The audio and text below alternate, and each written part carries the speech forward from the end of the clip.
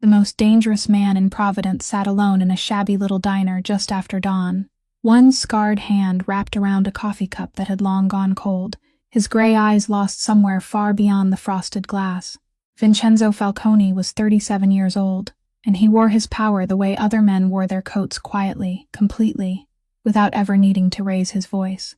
He'd built an empire out of the harbor's shadows, out of shipping routes no honest man asked about,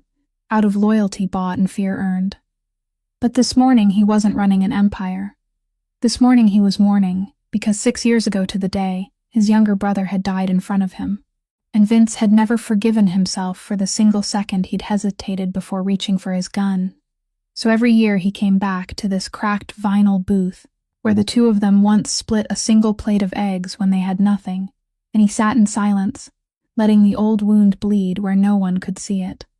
He almost didn't notice the waitress refilling his cup, a tired young woman named Ruby, maybe 27, with careful eyes, a fading bruise she'd learned to hide beneath her sleeve, and the kind of exhaustion that comes from working 2 jobs and still not being able to save a sick child. She didn't know who he was. Or maybe she did, and simply had bigger fears than him. Then something moved beyond the window. At first, Vince thought it was the wind dragging trash along the curb. But the shape rose huge, black and silent, a Neapolitan mastiff with a battle-scarred hide and ribs pressing through matted fur, digging through the frozen garbage behind the diner. The dog wasn't frantic. It wasn't begging. It pulled each scrap free with strange, deliberate care, then carried the food away instead of swallowing it, as though something depended on it somewhere out of sight.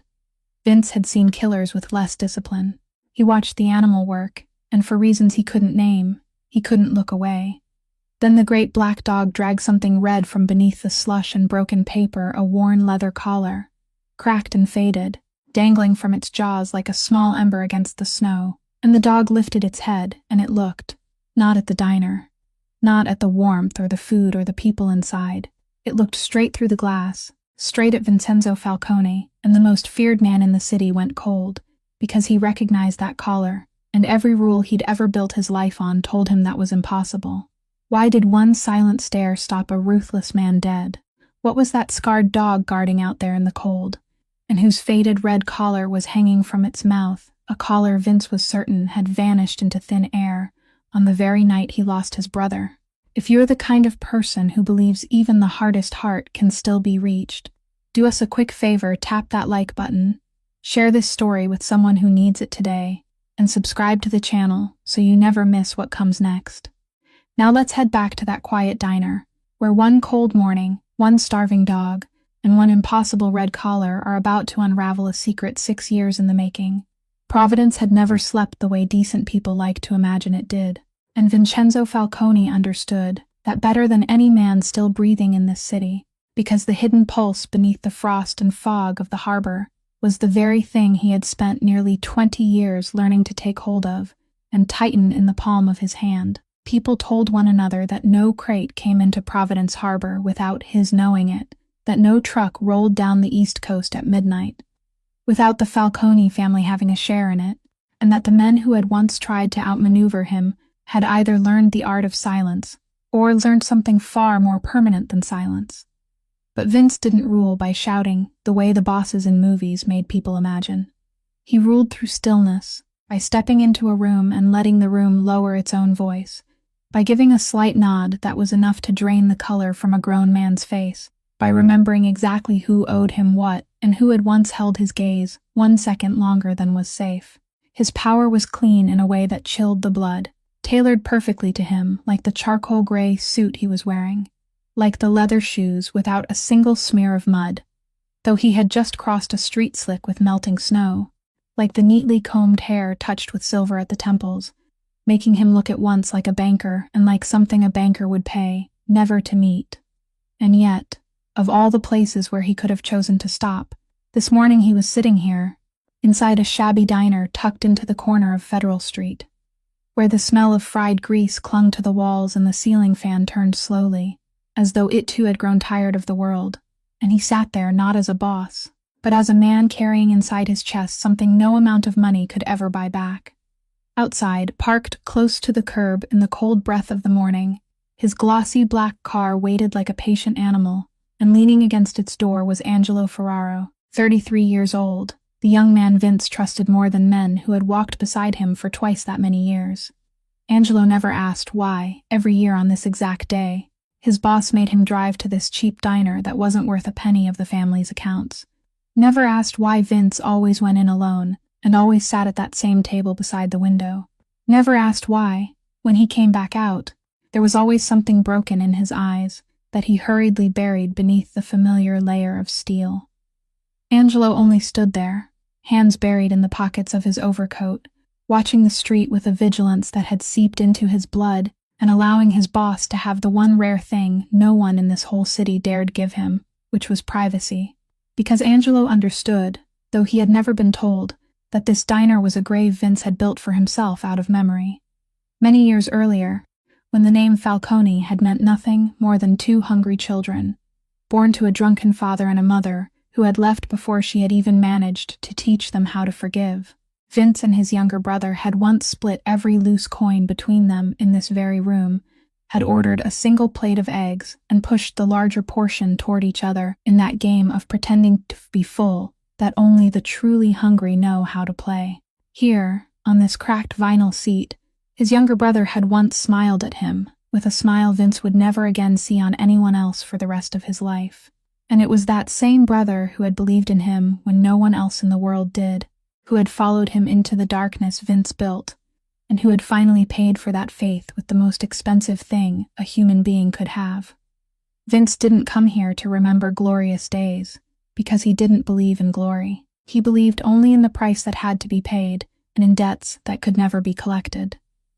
He came here every year to sit in silence thick enough for the part of him he had buried with his brother to rise and breathe just once, before being forced back down for the remaining 364 days. He lifted the cup of coffee, already gone cold, to his lips, then set it down again without drinking, a small habit he himself didn't even notice, as though letting something grow cold in his own hand was a punishment he had chosen for himself, a reminder that he had once let something far more precious go cold forever, because he had been one heartbeat slower than fate.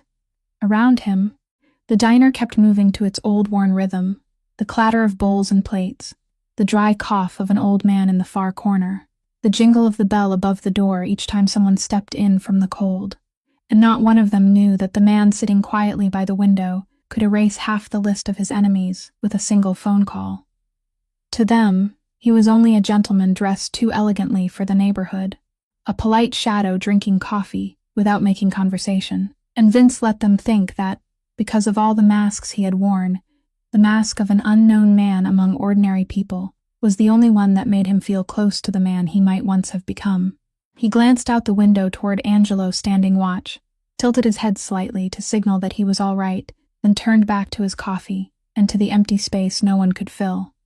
It was in that numb, silent moment, while the city outside still curled in on itself beneath fog and sin, that Vincenzo Falcone had no idea this morning would be unlike any morning of remembrance he had ever lived through, and that something was drawing near to that pane of glass, carrying with it a fragment of the past he had thought he had buried deep, carefully, far beyond the reach of daylight, for Ruby Callahan. Morning didn't begin when the sun came up. It began at 4 o'clock, in the darkness of a cramped, one-bedroom apartment on the third floor of an old building, when she lay listening to her daughter's breathing through the thin wall and counted each breath as though sheer will alone could keep them steady. Poppy was only 5, tiny and pale in the careful way doctors used careful words to describe. A heart born with one place that didn't close all the way, a valve that wouldn't do the work it was supposed to do, and every time the little girl ran too fast or laughed too long, her lips would take on a faint bluish shade that made Ruby go still in the middle of whatever she was doing. The surgery the child needed came with a number attached to it, and that number was so large that every time Ruby thought of it, it didn't feel like money at all, but like a concrete wall standing straight up across her daughter's future. She had sold her wedding ring long ago, not out of feeling but out of practicality, because the man who had once slipped it onto her finger had left 2 years earlier, and had left behind him not memories to miss, but a stack of bills under both their names, loans he had signed and she had to repay, and a wariness that had sunk deep into the way she stood, the way she kept her distance from tall men, the way she always knew exactly where the nearest door was in any room she entered.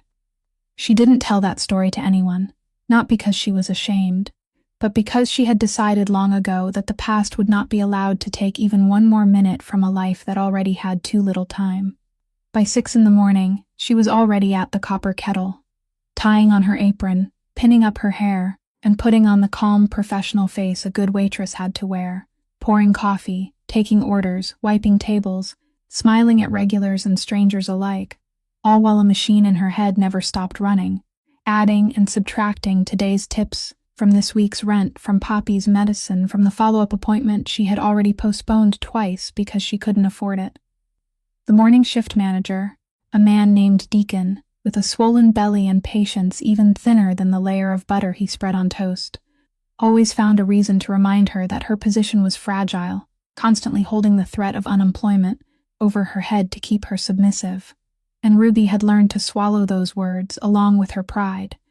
because pride was a luxury a debt-burdened single mother could not always afford to pay for. But there was one small thing she refused to give up, though Deacon had forbidden it many times in the tone of a man who enjoyed the little power he had, and that was the black dog.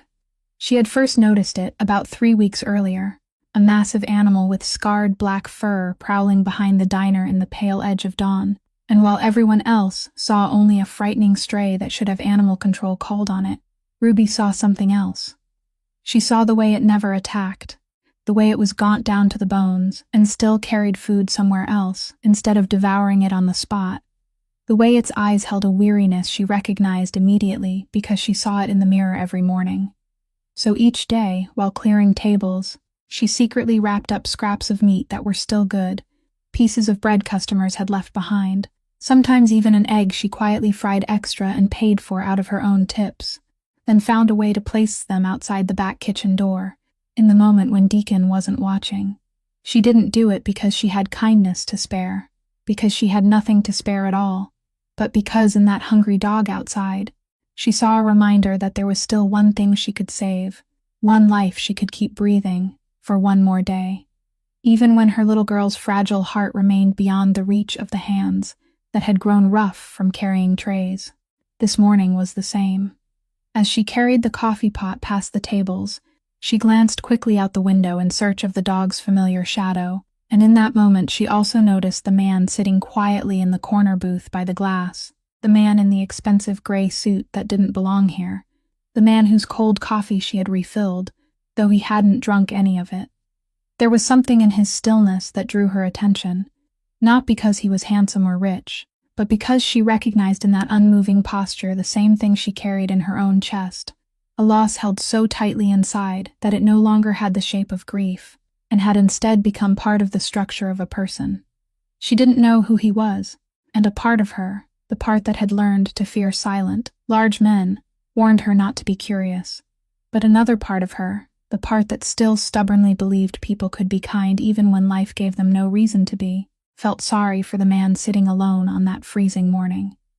She poured a little more hot coffee for him without saying anything, only gave him a slight nod, then turned away with the coffee pot and the endless list of things that needed doing, unaware that her fate, her daughter's fate, and the fate of that silent man were about to be bound tightly together by a black dog and something red that none of them could have foreseen. May Whitlock had stood behind the counter of the copper kettle for 32 years, long enough for her to believe there was no kind of person left who could walk through that glass door and still surprise her, and that belief had been carved into her face in wrinkles that were not born of bitterness, but of a calm steadiness forged through countless mornings exactly like this one.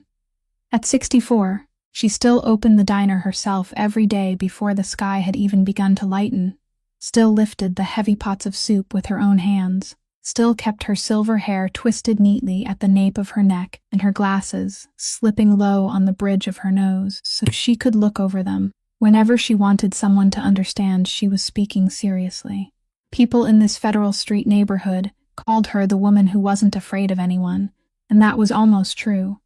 Except May wasn't a woman who didn't know fear. She had simply lived long enough to understand that there were things more frightening than dangerous men, such as becoming cowardly in the face of goodness, or turning away from a person who was drowning simply because looking straight at them was inconvenient. Her husband, Harold, had died behind this kitchen counter 10 years earlier from a heart attack in the middle of the lunch rush, and from that day on, May had run the diner alone, not because she needed the money, but because she believed that a place smelling of coffee and filled with the sound of people talking was one of the few things still keeping this neighborhood from falling apart completely. She knew who Vincenzo Falcone was. Of course she knew. A person couldn't live that many years in Providence without knowing what the name Falcone meant, without knowing that the man in the gray suit sitting by the corner window, once a year, could make the hardest men in the city lower their heads. But May treated him exactly the way she treated the old newspaper seller, or the college girl who came in for cheap tea, with a blunt greeting, a full cup of coffee, and the right to sit quietly without being studied. She had learned long ago that every man, no matter how powerful, was only a soul hungry for something when he stepped into her diner, sometimes for food, and sometimes for something much harder to name.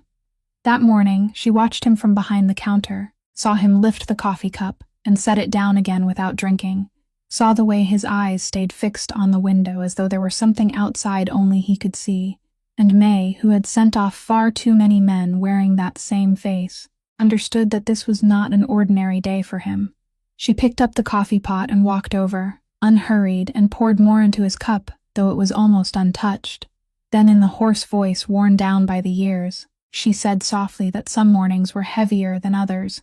and a wise person knew how to sit still with that weight instead of pretending it didn't exist. Vince looked up at her, and in that moment something passed through his gray eyes, a defense that eased for a single flicker of time, because most people who stood in front of him either trembled or flattered him, while this silver-haired woman simply looked at him as though he were a human being. He didn't answer, but he also didn't coldly dismiss her, and for May, that was enough. She glanced toward Ruby, who was hurrying between the tables at the far end of the diner, then turned back and added, almost to herself, that the girl carried more on her shoulders than anyone her age ought to carry, and that May had lived long enough to know the people bearing the heaviest burdens were usually the ones least likely to set them down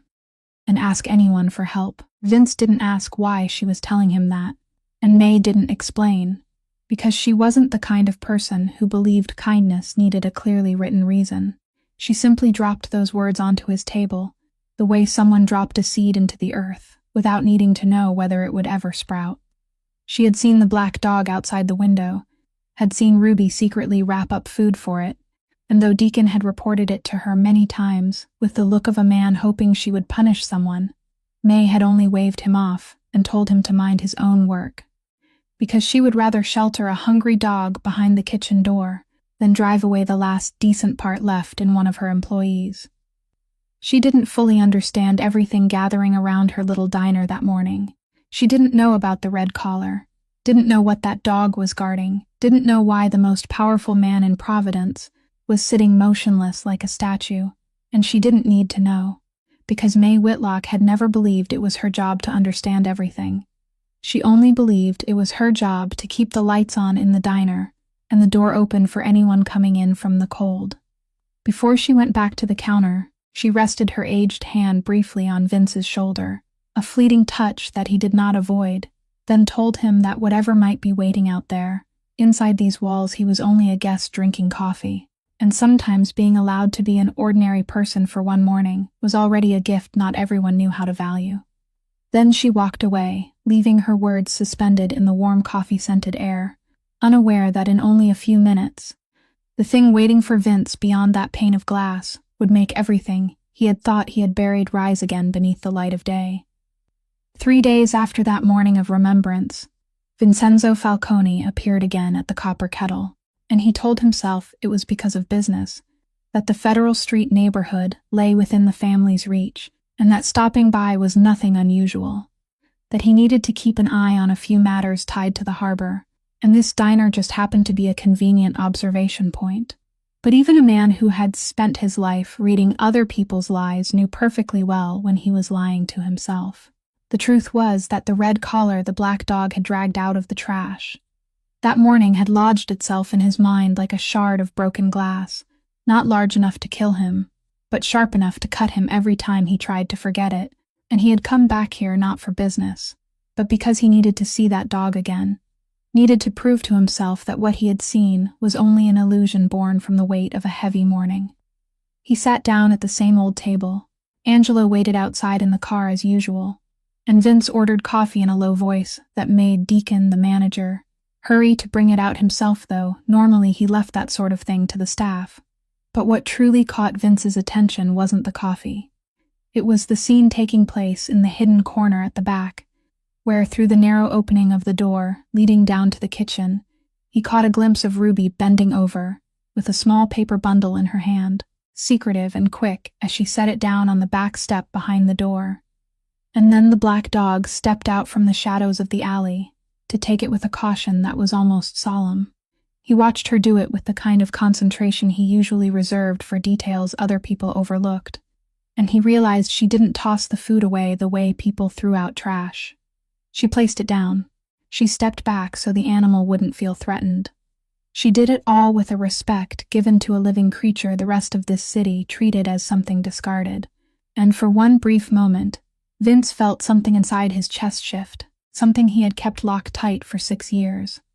Then everything broke open when Deacon found out.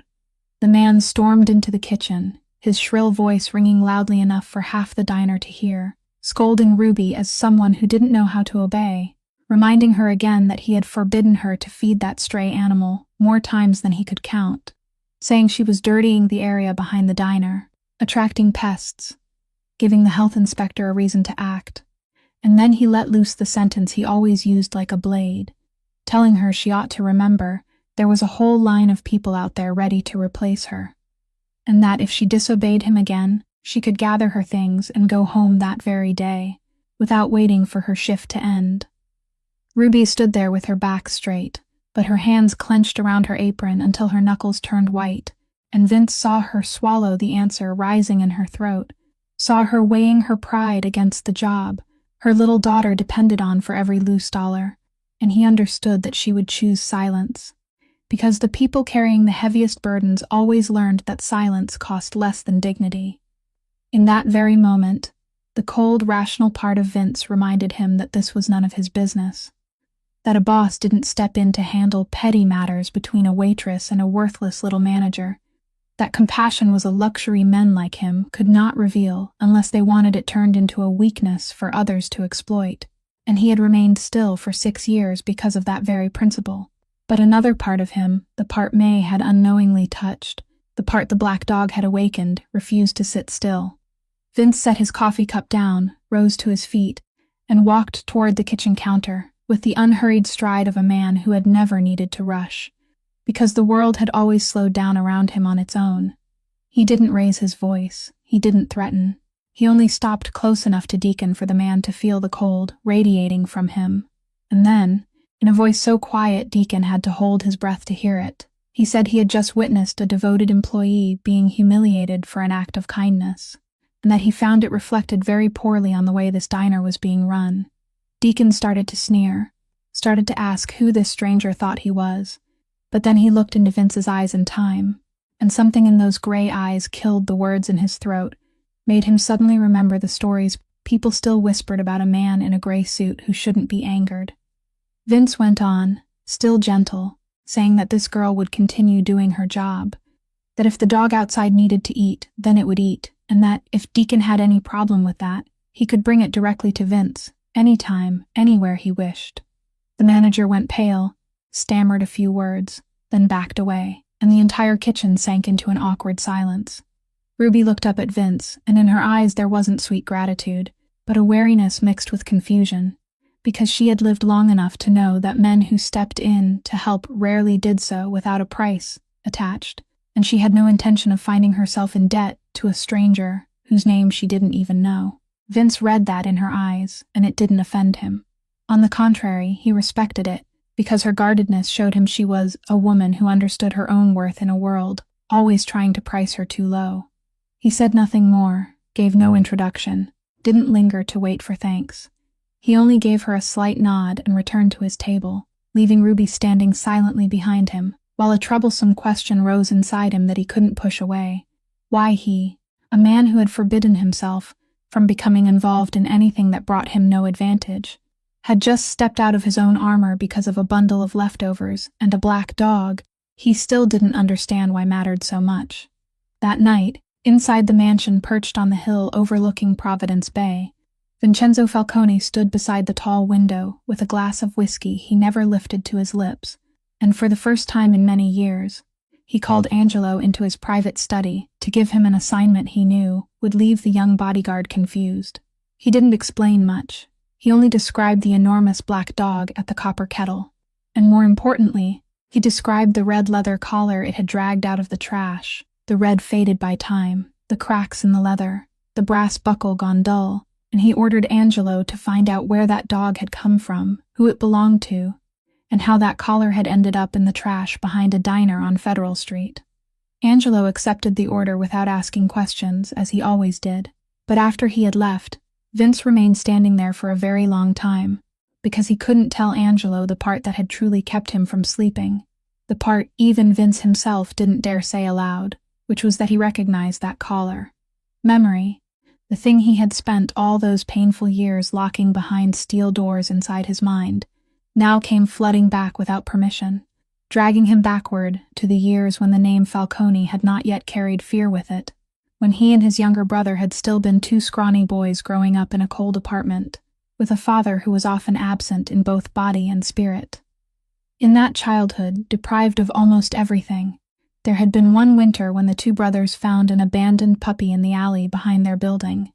a tiny Neapolitan mastiff with black fur and paws too large for its body, trembling and nearly dead from the cold, and his younger brother, only 7 years old then, had insisted on bringing it home, even though Vince knew that feeding one more mouth was madness for two children who barely had enough to feed themselves. They named him Duke, and by some miracle only children can manage, they kept him alive, sharing every scrap of food with him, hiding him from their father, warming him with their own body heat through winter nights. And Duke grew into a massive animal so loyal that he would gladly stand between the two boys and any danger that came too close. It was his younger brother who had braided a collar for Duke with his own hands from a piece of red leather he had found, clumsy and rough, but tied together with all the love a poor child could give. And he had been so proud of that collar that even after Duke grew old and died years later, he still kept it like a treasure, carrying it with him through all the years of adulthood, even when the two brothers stepped into the underworld and became entirely different men. Vince remembered very clearly that the red collar was always in his brother's coat pocket, a fragment of the innocence they had both lost, a reminder that there had once been a time when they had known how to love something without weighing the cost. And that was what made his blood go cold when the dog at the diner dragged that red collar into the daylight, because the last time Vince had seen it was on the most terrible night of his life, the night he lost his younger brother, and among everything he believed with certainty about that night, there was one thing he had never doubted, that the collar had disappeared with his brother, had been buried forever with the body he had not reached in time to save.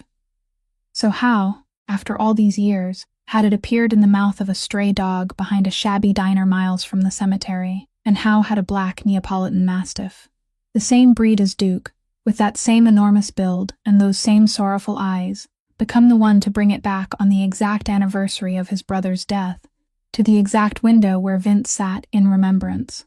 Vince didn't believe in coincidence. His entire life in this business had taught him that coincidence was the word naive people used for schemes they had not yet learned to see, and every fiber of his body told him this red collar had not drifted back here by accident, that some hand, some story, some truth buried for 6 years, was trying to claw its way back to the surface through that animal. He thought of the dog's eyes staring straight at him through the glass, eyes that did not belong to a hungry animal begging for food, but to something with a purpose, as if it knew exactly what it was carrying and who it was bringing it to, and the thought made a man whose hand had never shaken before the barrel of a gun shudder. He set the glass of whiskey down, looked out at the black water of the bay beneath the city lights, and for the first time in 6 years his iron belief about what had happened on the night his brother died, the version of the story he had used to torment himself and define himself all this time, began to show a crack as thin as a strand of hair, and he knew, with the fear of a man about to face the thing he had spent the longest time running from. That once Angelo started digging, there would be no way back.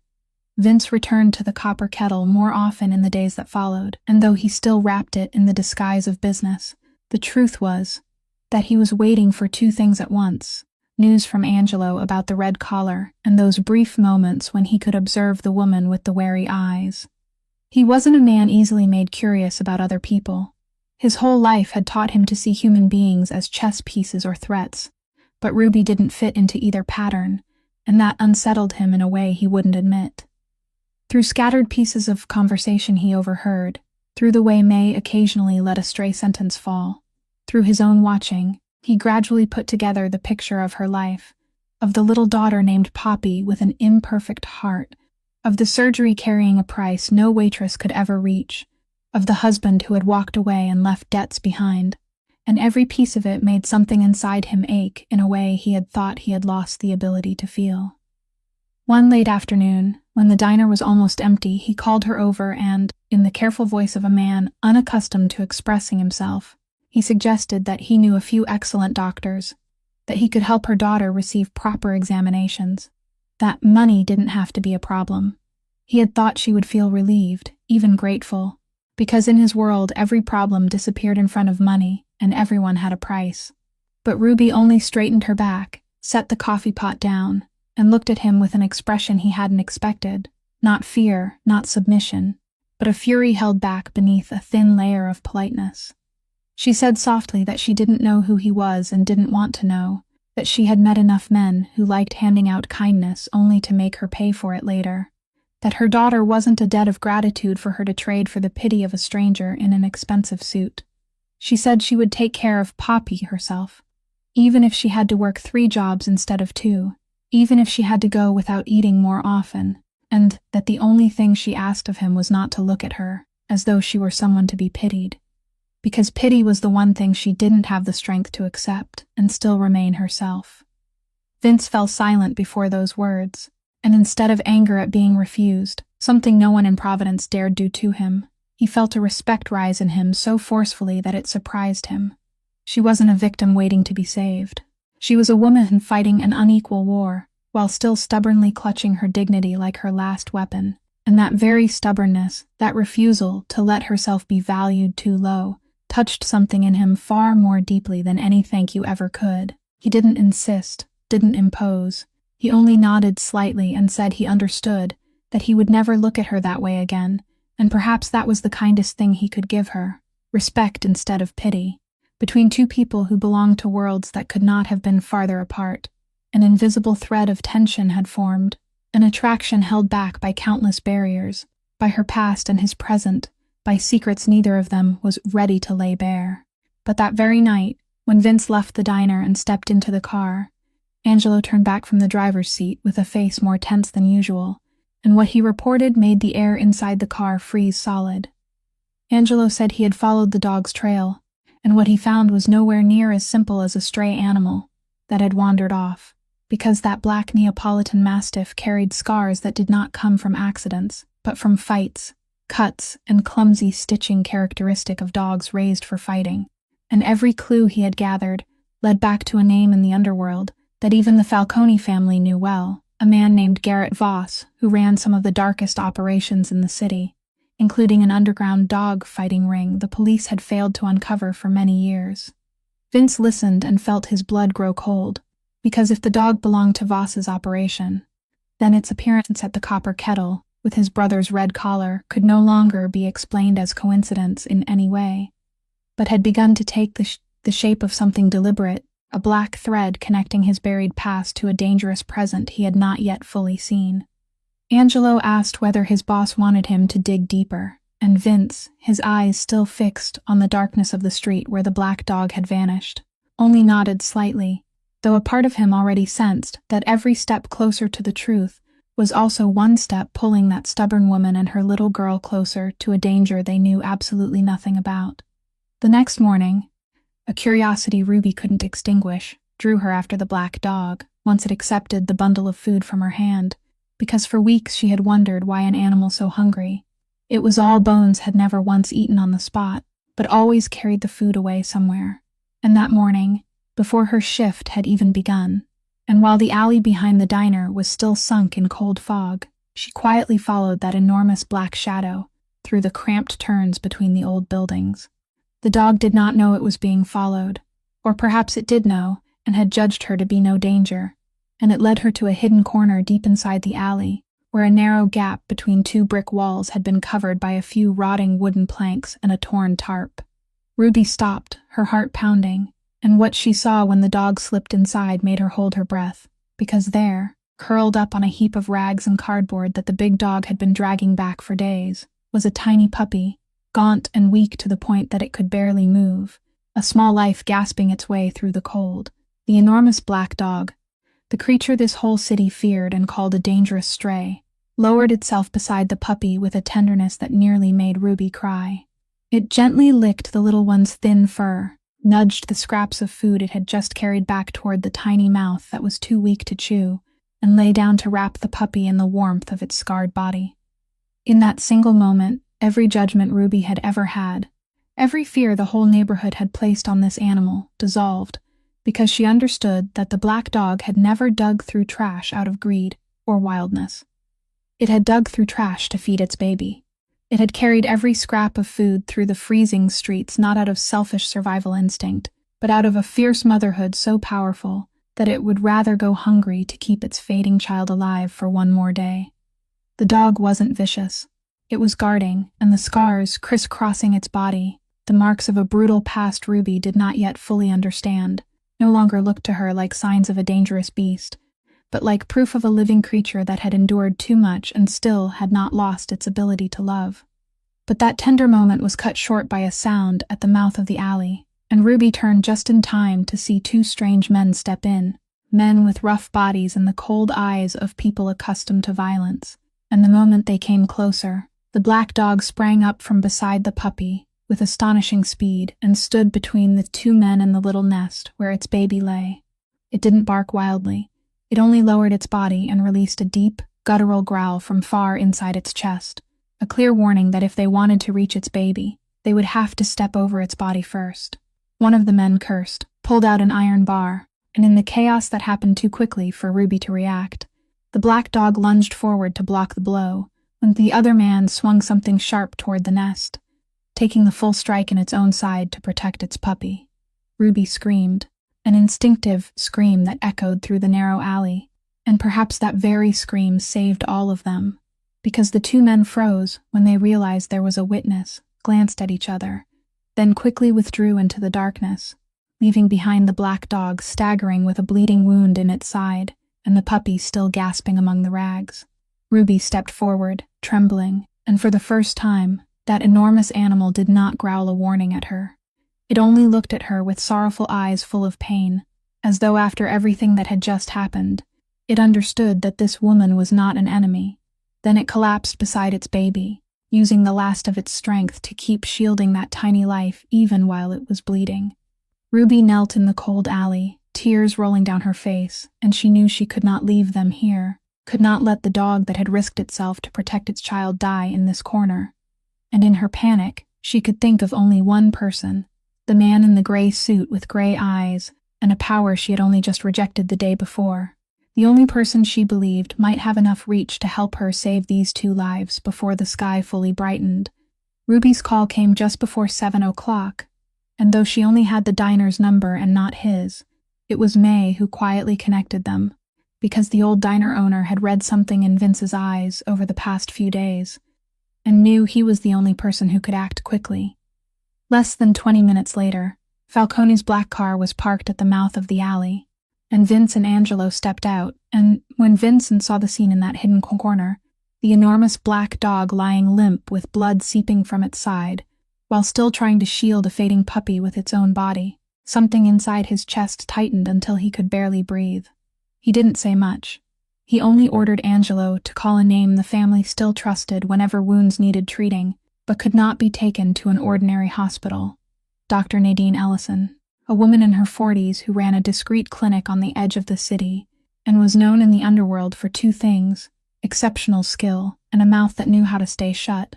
They carried both dogs to her in Vince's blanket, and Nadine, though accustomed to strange cases, still raised an eyebrow when she saw one of the most powerful men in Providence personally carrying a scarred stray dog into her clinic at daybreak. She went to work at once, stitching the wound along the big dog's side, giving fluids and warmth to the exhausted puppy, and throughout it all, Vince stood silently in the corner, his hand clenched tight, his eyes never leaving the animal, while Ruby sat curled into a plastic chair, with both hands still trembling. Two strangers bound together in a brightly lit room while the city had not yet awakened. Once the big dog had passed the critical point and drifted into sleep under the medicine, Nadine took out the scanner she usually used to check for identification chips, a routine procedure with any ownerless animal, and ran it along the black dog's neck without much hope, because fighting dogs were rarely chipped. But the device gave a soft beep, and a series of numbers appeared on the screen, an old chip, the kind that had been outdated for many years. And when Nadine looked up that number in the private records she kept, the expression on her face changed in a way that made Vince alert at once. She turned to him, her voice careful, and said this dog was not an ordinary fighting dog taken from the streets, that its chip showed it came from a traceable bloodline, carefully recorded, a purebred Neapolitan Mastiff line passed down through several generations, and the strange thing was that the record led back to a name, and an address from more than 2 decades earlier, a line from which the animal lying here was a descendant. Vince stepped closer to the screen, and when his eyes moved over the lines of information, his heart seemed to stop, because in that bloodline record there was mention of an ancestor dog, a black male that had once belonged to a poor neighborhood he knew down to every brick, and the name written beside it, though blurred by years of copied data, was a name he had never forgotten: Duke. Nadine, unaware of the meaning of what she had just discovered, went on to say that valuable bloodlines like this usually had an identifying object attached to them, a special collar or a distinctive tag, and she asked whether the dog had been found with anything like that, because it would help confirm its origin. Vince slowly reached into the inner pocket of his coat and took out the red leather collar he had kept with him for the past several days. The faded, cracked collar the dog had dragged out of the trash, and he placed it on the examination table beneath the white light. Nadine picked it up, examined the dulled brass buckle and the clumsy stitching, then compared it against a few notes in the record,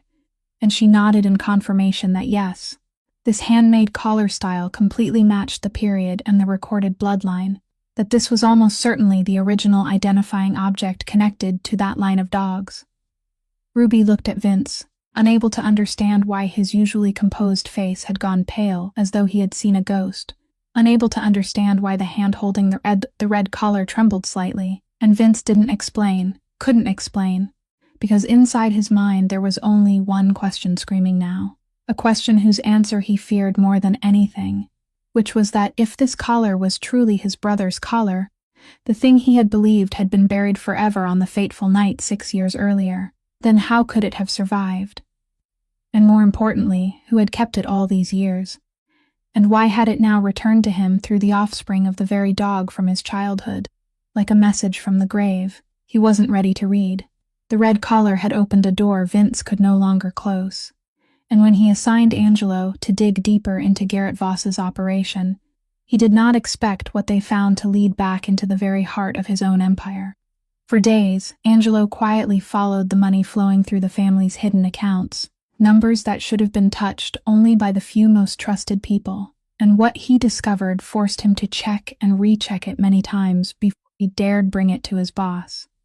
There were expenditures that did not match, small streams of money withdrawn, and then skillfully concealed under the name of harbor operating costs, transactions routed through front companies that belonged to the family on paper, but in reality flowed into places Angelo could not trace. The amount was not large enough to raise an immediate alarm, and that was exactly what made it dangerous, because whoever stood behind it was wise enough to take only a little at a time, patient enough to bleed the empire slowly without anyone noticing, and familiar enough with the internal system to know exactly where to hide it. Angelo presented everything to Vince inside the sealed study, and when he reached the part about those murky transactions all passing through a single link, one person with enough authority to approve them without being questioned, both men fell silent, because the name that appeared was not an outsider's, but Cormac Doyle's, Vince's right-hand man for nearly 15 years, the 44-year-old man who had walked with the family since its earliest days, and had always been regarded as the living embodiment of loyalty. Vince did not want to believe it, and his first reaction was to reject it, because Cormac had stood beside him through the fiercest battles, had stood next to him at his younger brother's funeral, with a face heavy with grief, had proven many times that he was willing to take risks for his boss. To suspect a man like that was no different from cutting off his own arm, and Vince understood clearly that in his world, paranoia could kill an organization just as quickly as betrayal, that there had been bosses who destroyed their own empires with their own hands simply because they saw enemies everywhere they looked. But Angelo, with the caution of a man who knew he was stepping onto thin ice, reminded his boss of a string of small details that seemed harmless when standing alone but formed a troubling shape when fitted together. The times Cormac had been absent at moments that were difficult to explain, the meetings he had not fully reported, the internal information that should only have been known inside the trusted circle, but had somehow leaked to rival crews in recent months, causing several losses the family had until now blamed on bad luck. Vince sat in silence for a long time after Angelo finished speaking, his gaze drifting toward the window overlooking the bay, and inside his mind a cold defensive mechanism began to operate,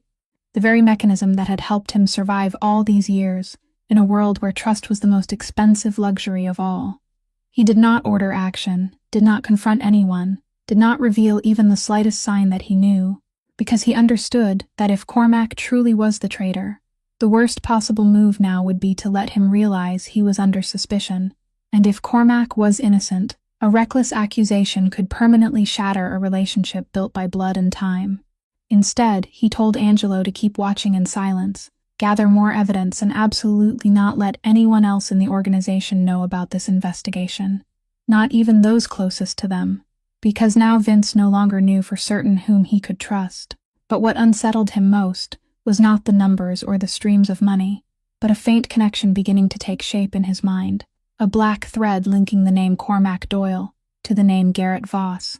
linking his empire to the dark dogfighting operation that had scarred the animal carrying his brother's red collar back to him. And though he could not yet prove it,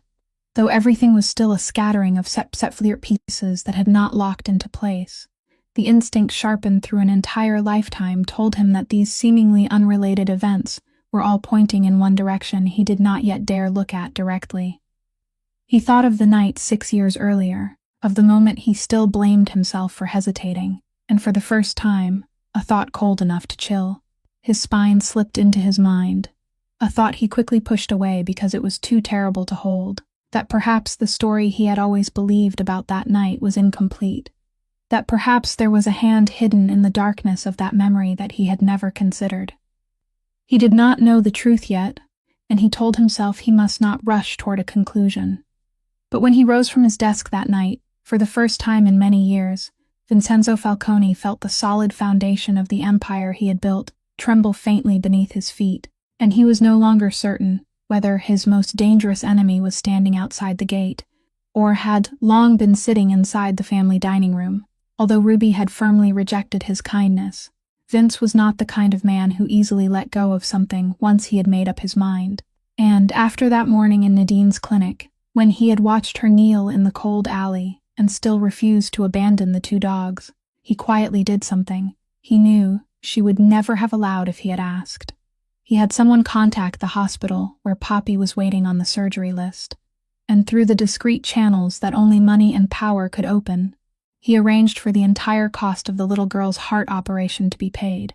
but he did it under a name that was not his own, disguising it as an anonymous fund for sick children, a charitable program that did not exist in any newspaper, built solely so no one could trace it back to him. He did not do it to buy her gratitude, because from the moment she refused him, he had understood that gratitude was not something she could give away without losing a part of herself. He did it for a reason simpler and harder to admit, because the thought that a child might die, only because her mother did not have enough money, was something even a man as accustomed to death as he was could not sit still and endure. But secrets, even the most carefully hidden ones, always found a way to leak into the light, and a few days later, when Ruby received the call from the hospital telling her that Poppy's surgery had been fully funded and that the little girl could be scheduled for the operation as soon as possible, she stood frozen in the middle of the diner with the phone pressed to her ear, unable to believe what she had just heard. The joy that burst open inside her lasted only a moment before it was replaced by a chilling question. Because she had not applied to any charity, had not submitted a request to any program, and in the whole hard course of her life, she had learned that good things did not simply fall from the sky without someone standing behind them. She questioned the hospital, ran into carefully built walls of information, but the instinct of a woman far too used to needing to be on guard led her to the only name with enough power and enough reason to do this. And when she faced Vince in the diner late one afternoon, her eyes did not shine with gratitude, but burned with something far more complicated. She asked him directly whether he was the one behind it, and when he did not deny it, did not make excuses, but only looked at her in silence, she felt two opposing currents tearing through her so violently that she began to tremble.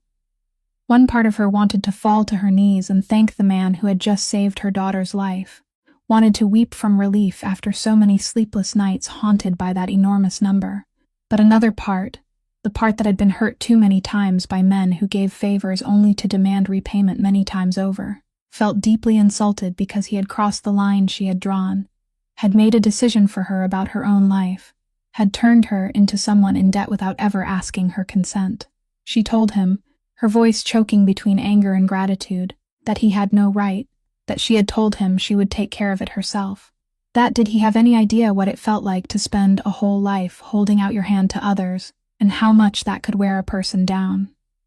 Vince let her say everything, did not interrupt, did not defend himself, and only when she had run out of words did he answer, softly and sincerely in the way he rarely allowed himself to reveal,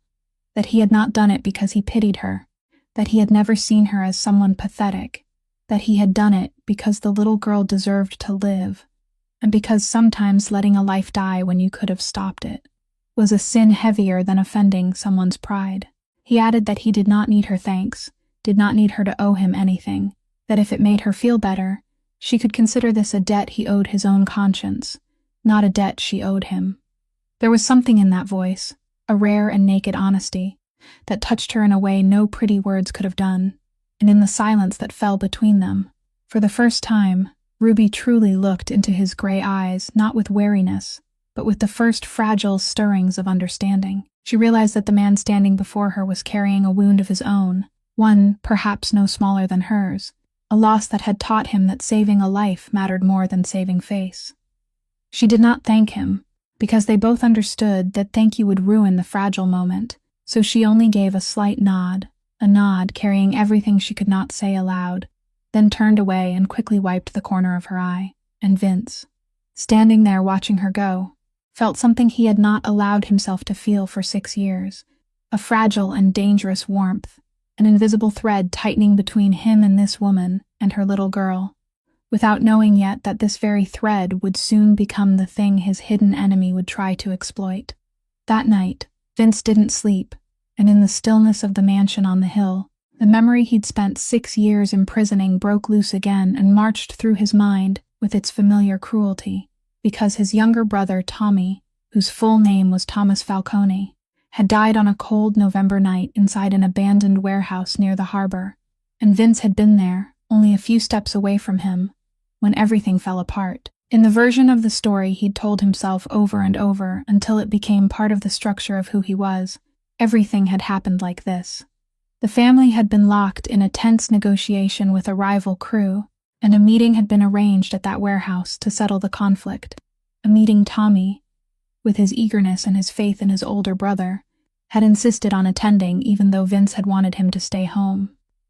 The negotiation turned into a trap, gunfire erupted from the darkness, and in that chaos Vince remembered seeing a gun barrel aimed at Tommy, remembered seeing his younger brother standing exposed with nowhere to hide, and in that deciding moment between life and death, he'd hesitated. Only 1 second, one brief moment he couldn't ever forgive himself for, one instant when his hand had been slower than his will, when he'd frozen instead of firing at once, and in that fateful second the shot had rung out, and Tommy had fallen onto the cold concrete floor, with the surprise still not gone from his eyes. Vince had fired back afterward, had killed the men he believed were responsible, had held his brother's body in his arms, amid the spreading pool of blood, and screamed a sound he could still hear on his worst nights. But all of it had come too late, and he'd walked out of that warehouse that night as another man, a man who decided that if hesitation could kill the person he loved most, then he'd never allow himself to hesitate again, that he'd become as cold and decisive as a machine, that tenderness was a luxury whose price was paid in lives. That was the story he believed, and it had shaped every decision he'd made ever since, turning him into the boss all of Providence feared, a man who never paused, never let emotion interfere with judgment, never forgave weakness in himself or in anyone else. But tonight, after everything that had happened, after the red collar and the dog and the suspicious streams of money leading back to Cormac, that memory appeared in a different shade, and for the first time, Vince allowed himself to examine it, not as a sentence he'd passed on himself, but as a scene that needed to be investigated. There were details he hadn't allowed himself to stop and think about for 6 years. Small fragments buried beneath the weight of grief and guilt, and now they began to rise and demand attention. He remembered that the meeting that night had been arranged by someone on the inside, that the details of the place and time had been known only to a very narrow circle, that the enemy had known exactly where they'd be and when they'd arrive, as if someone had warned them in advance. He remembered that amid the chaos, something hadn't fit, a vague sense that the shot that killed Tommy hadn't come from the direction it should have come from. But at the time he'd been drowning in shock and rage, so he'd pushed that feeling aside and accepted the simplest version, that it was an ambush by the enemy, and that the fault belonged to his own delay. He remembered the red collar had always been in Tommy's coat pocket, and he remembered that after that night, when people cleaned up the scene and handled the funeral arrangements, he'd never seen that collar again, and he'd assumed it had been lost in the chaos, had told himself it had been buried with his brother, without once asking whether someone might have taken it. The more Vince turned over each detail, the more he felt a cold unease rising inside him, because the story he'd believed all these years, the story he'd used to punish and define himself, suddenly had too many gaps, too many questions that had never been asked. He still didn't dare name what he was beginning to suspect, still tried to cling to the old version, because at least in that version he knew who the guilty man was. And that man was himself, while if that version was wrong, it meant he'd spent 6 years tormenting himself for a sin that wasn't entirely his. And worse, it meant the person who truly killed his brother was still alive, still moving freely somewhere, maybe even very close. He looked out over the black water of the bay in the night and clenched the red collar in his palm until the brass buckle pressed into his flesh, and he knew he couldn't turn away from these questions anymore, no matter if the answers might destroy everything he thought. He understood about the night that had taken half his soul. Across the city, inside a dark office above a warehouse under the family's control, Cormac Doyle stood by the window, looking down at the stream of traffic, and for the first time in many years, he felt something he had almost forgotten the sensation of: fear. For nearly 15 years he had played the loyal man perfectly, had polished the image of a devoted right hand until even the most suspicious men no longer looked at him with questioning eyes. And throughout all that time he had patiently bled the empire bit by bit, built hidden alliances, moved each piece into place for the day when he would seize what he had always believed should have belonged to him. But now, through the eyes and ears he had planted throughout the organization, he had begun to hear noises that unsettled him, news that Vince had people investigating a dog, news of a red leather collar, and those 3 words alone, red leather collar, were enough to turn his spine cold, because he was the only man still alive who knew exactly what that collar meant and why its appearance was a deadly threat to him. He had thought that chapter had been closed forever 6 years earlier, had thought every trace had been erased, and the fact that the collar had somehow survived and returned at this exact moment made him realize there was one loose thread he had failed to tie off, one small mistake from the past now threatening to pull down the entire structure he had worked so hard to build. Cormac understood Vince better than most people did, understood that once the boss began pulling at a thread, He wouldn't stop until the whole spool came undone, and he knew that if Vince uncovered the truth behind that collar, there wouldn't be a dark corner on Earth that could hide him from the fury that would come crashing down. So he decided he had to act first, had to sever every connection that might lead Vince to the truth.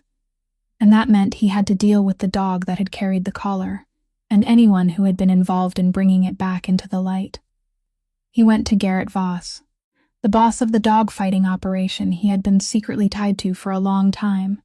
A dark alliance even Vince had never suspected, and in a private meeting between two men both accustomed to treating other people's lives like numbers in a ledger, they discussed how to extinguish the threat. Voss was already furious because the black dog was one of the valuable animals that had escaped from his fighting ring, and the fact that it had not only escaped but had drawn Falcone's attention made him see it as a double threat that needed to be eliminated at once. But Cormac, with his characteristic cold calculation, understood that killing the dog alone wouldn't be enough, because now there were people who knew about it.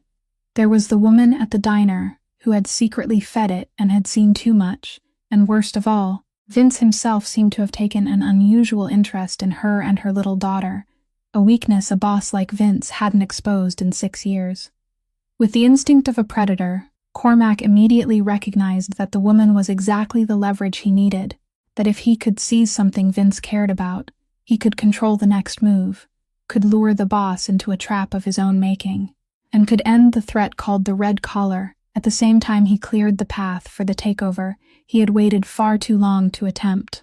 He didn't tell Voss his entire plan, only revealed enough for the dog-fighting boss to see his own benefit in it, because Cormac was a man who never laid all his cards on the table, not even with an ally, and inside his mind a chain of dark moves was already being arranged, each step calculated to leave no trail leading back to him. He ordered his men to begin watching the woman from the copper kettle, to record her schedule, her habits, her connections, and especially everything related to the little daughter waiting for heart surgery. And as he gave those cold orders, Cormac's face showed not the slightest flicker of emotion, because to him, Ruby and Poppy weren't people at all, only pieces on a board, tools to be used for a purpose, names that could be erased once they were no longer useful. Outside the window, the city of Providence continued moving in its careless way.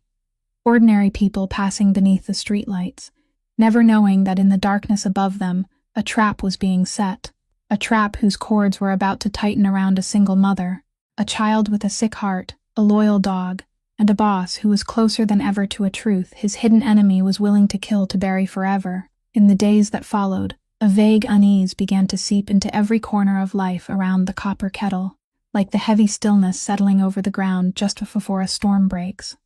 Angelo was the first to feel it clearly, because his quiet investigation into Cormac had begun to run into walls, leads suddenly sealed off, familiar sources abruptly going silent, and he realized with a chill along his spine that someone inside the organization knew they were digging, and was actively erasing traces faster than they could follow them. He brought that worry to Vince, warning his boss that their investigation might have been exposed, that the insider not only existed, but was now watching them in return, and that meant every move from this point forward had to be calculated, as though an invisible pair of eyes were staring at them from the dark. Vince received the warning with outward calm, but inside he knew Angelo was right, and the survival instinct sharpened over an entire lifetime told him that the situation was moving into a far more dangerous phase, that his hidden enemy had sensed the threat, and once an animal was driven into a corner, it became most dangerous. At the same time, at Nadine's clinic where the black dog was slowly recovering from its wound, the animal itself sensed something people had not yet seen. It grew unusually restless, its ears lifting tensely at every strange sound, its eyes often turning toward the door, with the vigilance of a creature that had learned in its blood that this world was always hiding dangers in wait. It growled softly in the night even when no one approached, stood guard in front of its puppy's nest whenever a shadow passed through the hallway, and Nadine, who had seen enough animals in her life, understood that this dog's instincts were warning of something, and she quietly let Vince know about the change. But the one who felt most clearly the dark shadow closing around her was Ruby herself, though she couldn't name it.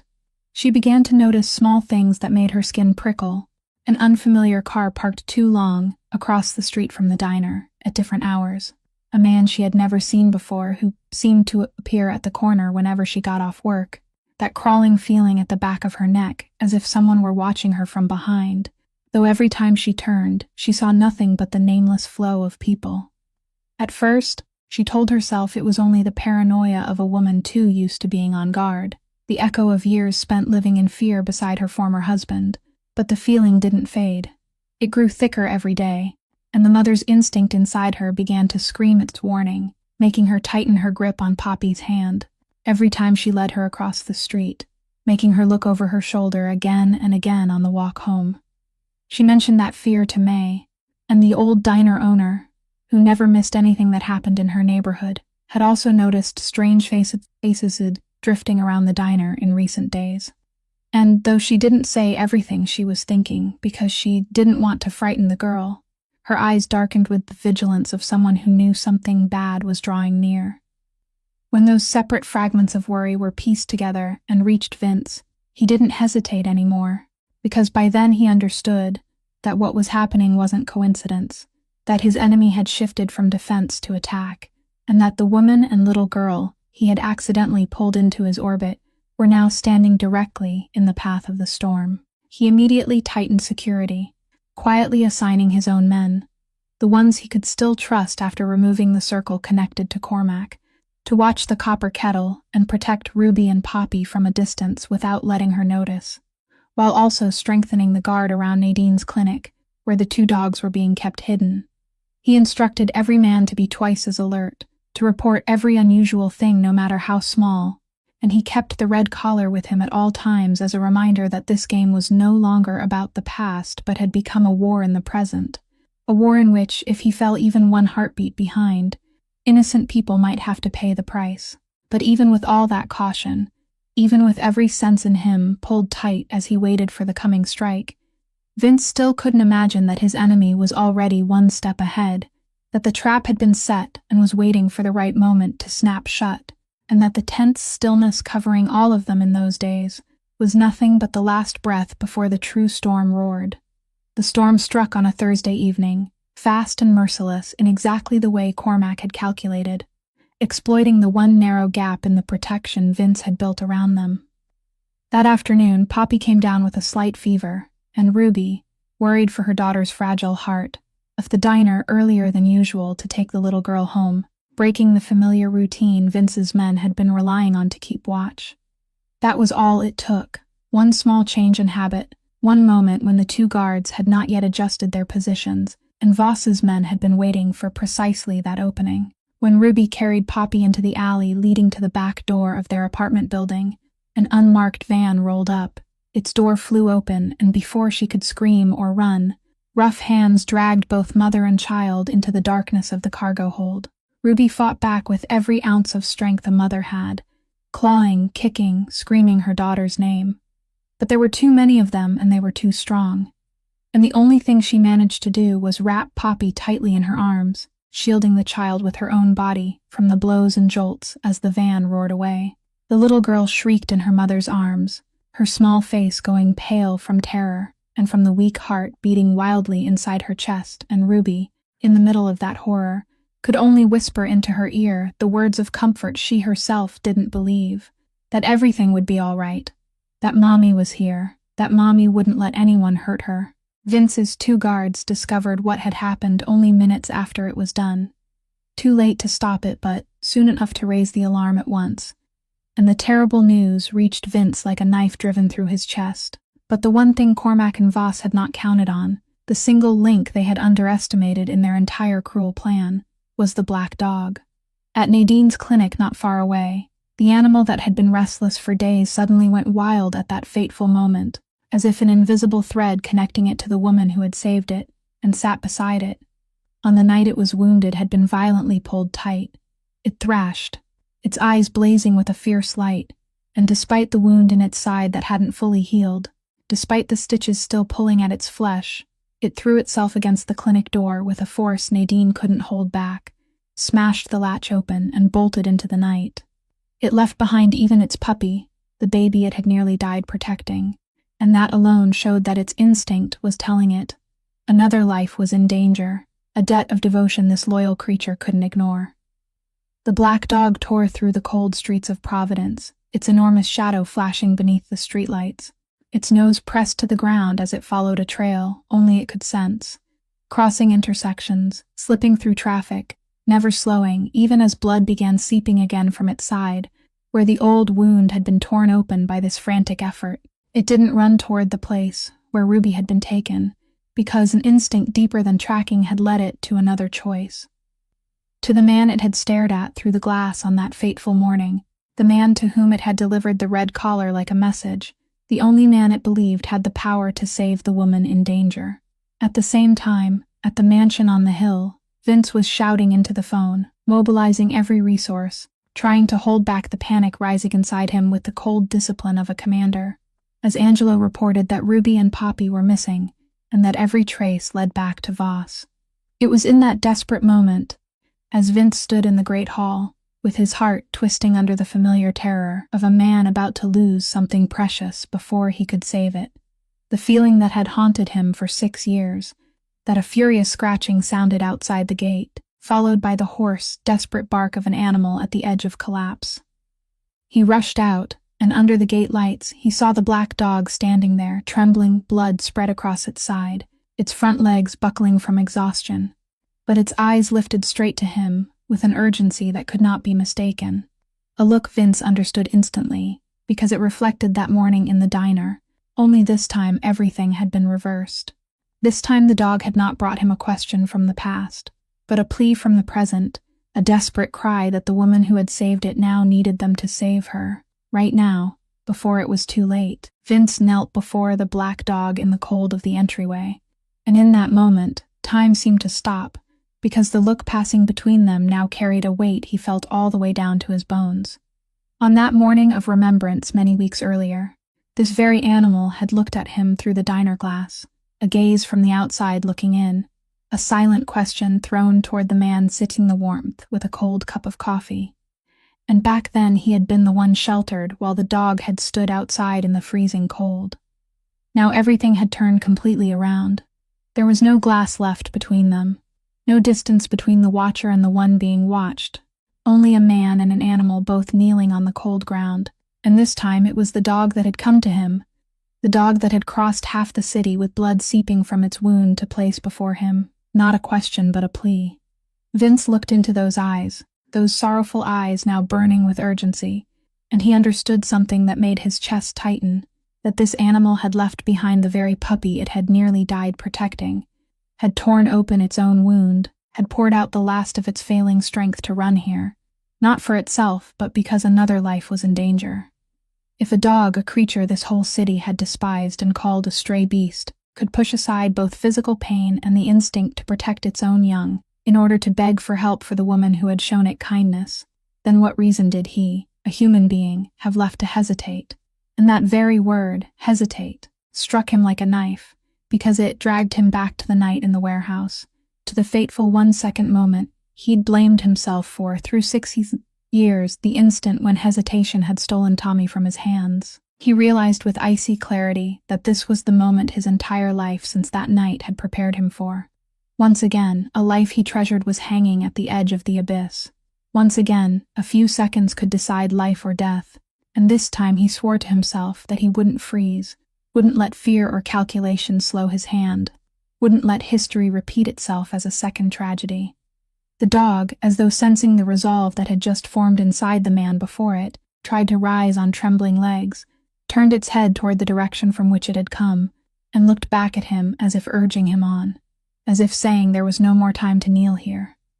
Vince placed his hand on its huge scarred head, a gesture that was both a promise and an understanding between two beings who had both suffered loss and both knew what it meant to risk themselves for another life. Then he rose sharply to his feet, and in that moment the boss had returned, but he was a different boss from the cold man he'd been for 6 years, a man whose compassion was no longer a weakness, but had become the force driving him forward. He shouted for Angelo, ordered the car and the men prepared, and as he strode back inside to get his weapons, his mind was already working with the sharpness of a strategist, fitting every piece of information together, The dog came from Voss's operation. Ruby and Poppy had been taken by Voss, and somewhere behind all of it was the hand of the insider he had already begun to suspect. He understood that this was not simply a kidnapping for ransom, that there was a larger scheme being set in motion, very likely a trap designed to lure him in. But he also knew that even if it was a trap, he would still go, because leaving Ruby and her little girl in those men's hands was something he could never live with for even one more day. Nadine called to report that the dog had broken out of the clinic, and Vince told her it was with him, that it had done exactly what it needed to do, then instructed her to take care of the puppy and keep it safe at any cost. When he stepped outside again, the black dog was still waiting beside the car, stubbornly refusing to stay behind though its body was exhausted, and Vince understood that the animal wanted to go with them, wanted to lead the way, wanted to be there when the woman it owed was rescued. He did not stop it, because he knew that if anyone in this world had the right to be there in the fateful hour to come, it was the loyal dog that had begun all of this with one look through a pane of glass. And now, beneath the freezing night sky of Providence, man and animal plunged into the darkness together, carrying one shared determination that this time, no one would have to die because of a single second of hesitation. Inside a private family warehouse hidden along the edge of the harbor, Vince gathered a small group of the few men he could still trust completely, and that number was painfully small, because after weeks of suspicion about the insider, he'd been forced to leave out of the plan anyone who'd ever had close ties to Cormac, which meant that tonight he would be walking into battle with a force far thinner than anything his empire could have summoned. Angelo stood beside him, spreading out a map of the area where they believed Voss was holding Ruby and Poppy, an old warehouse complex buried deep in the abandoned industrial district south of the city, the place that, according to the clues they'd pieced together, was where the dog-fighting boss still held his brutal underground matches. Vince listened as Angelo analyzed the entrances, the blind spots, the places where the hostages were most likely being kept, but part of his mind still hung in the unease that this was very likely a trap already set for him, that the enemy wanted him to come, that they'd calculated every move he would make. He said that openly to his men, without hiding the level of danger, because he wasn't the kind of commander who pushed other people toward death with lies, and he gave each of them the choice to step away without judgment. Not one man walked out, and in the steady eyes of those loyal men, Vince recognized something he had almost forgotten. Through 6 years of living in suspicion, that true loyalty still existed, that not everything around him had rotted away with betrayal. But even as he laid out every detail of the plan with the coldness of a seasoned strategist, deep inside his chest an old fear was stirring, a fear no order could silence, the fear that when the deciding moment came, when everything moved too fast and a life hung by a thread, he would freeze again as he had in the warehouse 6 years ago. The ghost of that 1 second of hesitation still haunted him, and he knew that if history repeated itself tonight, if he fell one heartbeat behind again, then this time the ones who paid the price would be an innocent woman and a child with a fragile heart, and he wouldn't have enough soul left to survive another loss like that. He tightened his hand around the red collar still tucked inside his coat pocket, using it as an anchor, reminding himself that the dog outside had taught him a lesson without words, that courage wasn't the absence of fear but action in spite of it, that if a wounded and exhausted creature could run across half the city for another life, then he could move past the ghost inside himself. The black dog lay low near the warehouse door, breathing heavily but with its eyes still open, following every movement Vince made with tireless vigilance, and when he stepped closer, it forced itself to stand, ready, as though it understood its role in this night was not yet finished. Nadine had come at Vince's request, carrying supplies to bandage the animal temporarily, and she warned him that the dog was at the limit of what it could endure, that every step it ran from here might be its last. But when she tried to hold it back, the animal gave a low growl and firmly moved toward the door, and both Vince and Nadine understood that no force could stop it from following the path it had chosen to the end. Vince decided the dog would lead the way, because its sense of smell and instinct were sharper than any map, and because it had once lived inside Voss's den, had once been caged and tortured there, so no one understood that maze better than it did. When the final preparations were finished, when the weapons had been checked and everyone was in position, Vince stood silently for a moment in the dark warehouse, looking out into the thick night lying over the harbor, and he thought of Ruby with her wary, unyielding eyes, of Poppy with the smile he had only glimpsed a few times, of Tommy and the night he'd lost his brother, of the red collar that had somehow led all of them to this moment. He knew that when he stepped through that warehouse door and plunged into the darkness, he wouldn't only be fighting to save 2 lives, but also to face a truth that had been buried for 6 years. And though he didn't yet know what was waiting for him at the end of the road, he hardened his resolve inside himself, nodded to Angelo, placed his hand on the loyal dog's head, and signaled for them all to move out into the black night, where the storm was already waiting. The abandoned warehouse complex appeared in the night like a sleeping beast, black blocks of concrete lying, motionless beneath the dim moonlight, and only the light leaking through a few cracks in the doors, and the deep muffled sounds echoing from inside betrayed that something dark was happening within.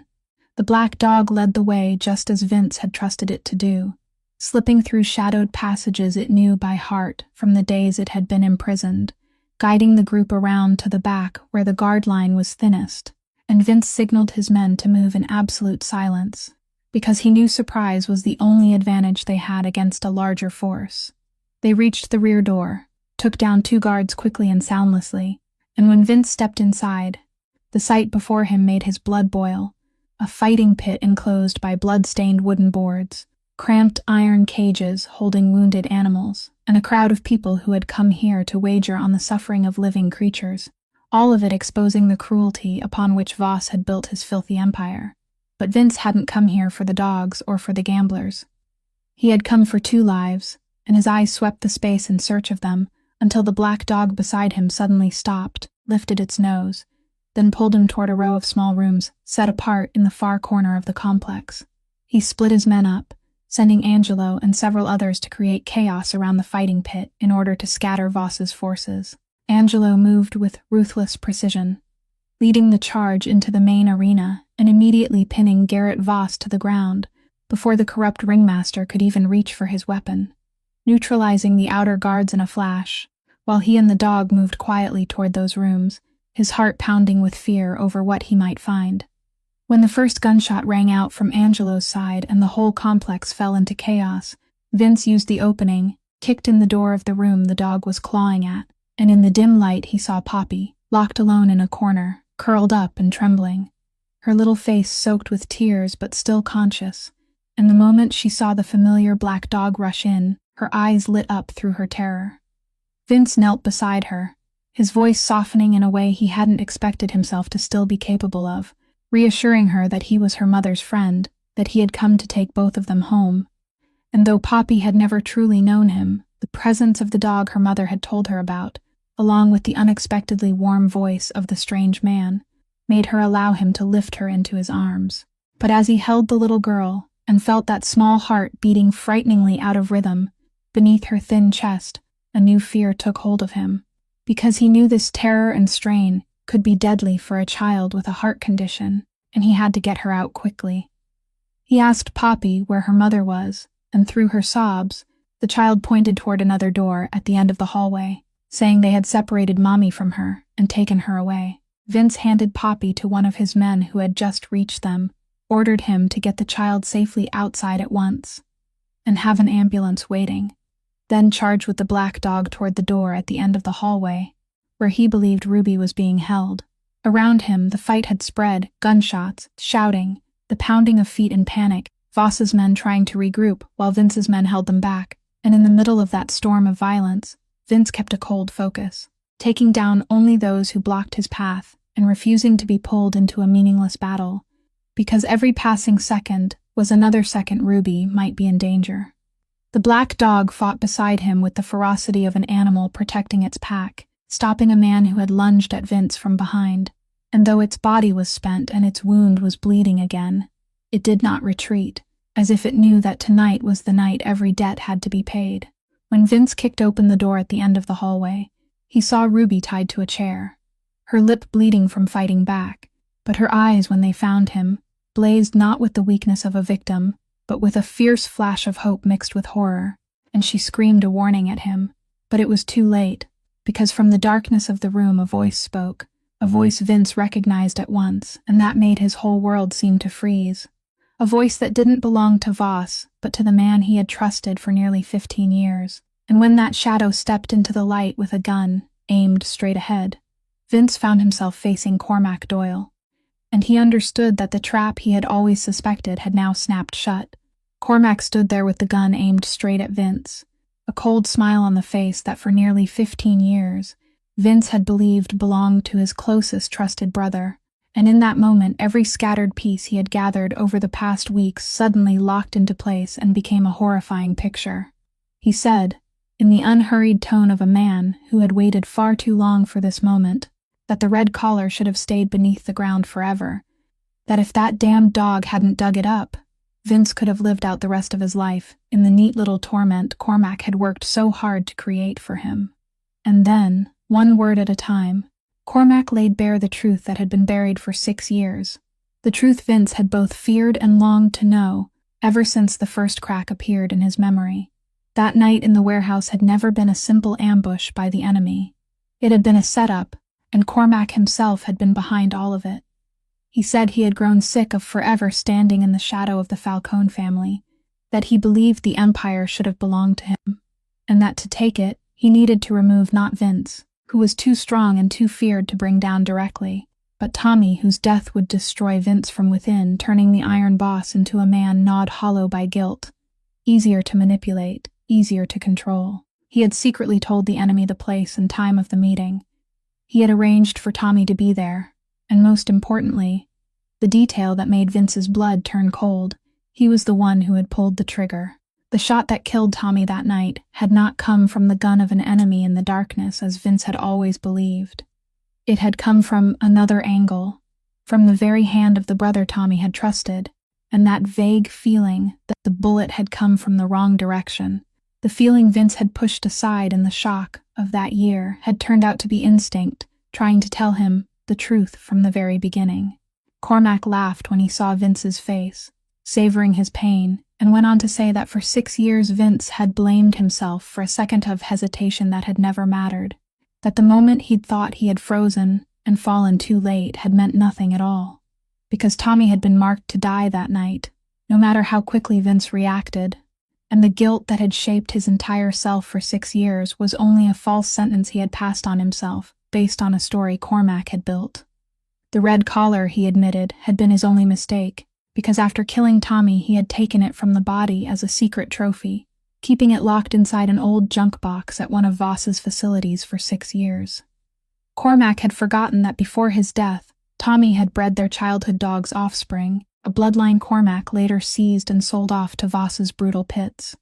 That was how this black dog ended up imprisoned in the very same facility. During its recent desperate escape, the starving animal had torn through the facility's discarded crates in search of food, instantly recognizing the scent of its lineage on the faded red leather and smashing the old box open. The faded red leather, once handled by the boy who raised its ancestor, had caught in its jaws as it fled into the night, carrying it back to the diner like a blind twist of fate demanding justice. Vince stood there listening to everything, and inside his chest a storm of opposing emotions roared all at once. Terrible fury toward the man who had stolen his brother and manipulated him for 6 years, but tangled within it, undeniable, was a painful release.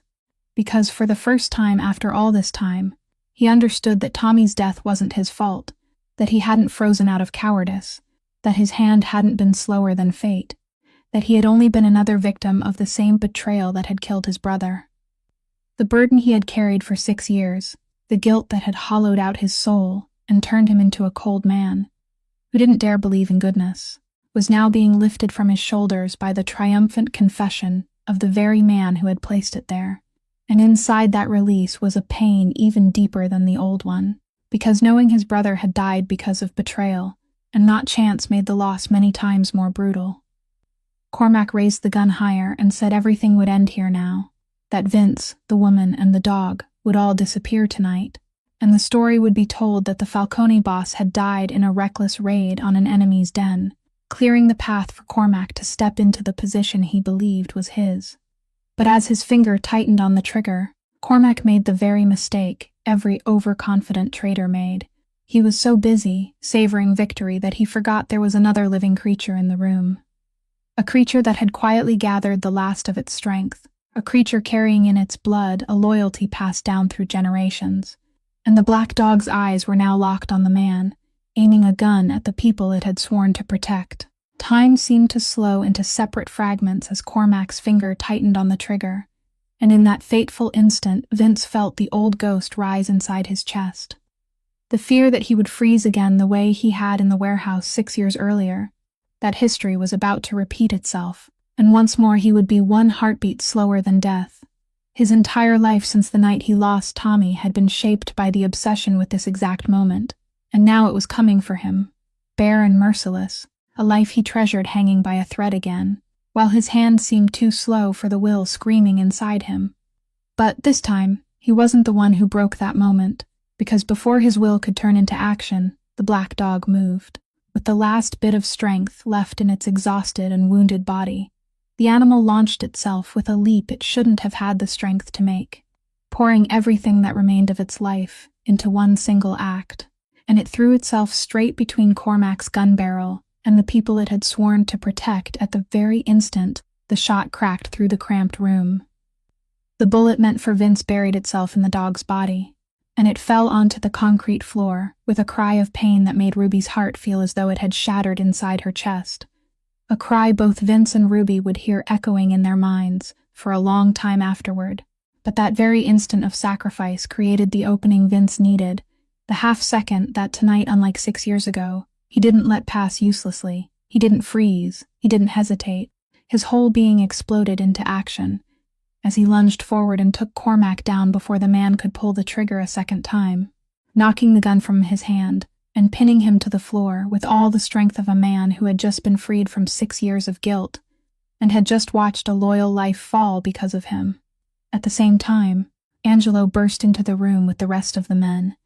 and when one of Cormac's men tried to raise a gun from a dark corner toward Vince, Angelo stopped him in time, proving through action what Vince needed to know more than ever on this chaotic night of betrayal, that true loyalty still existed around him, that not everyone he trusted had sold him out,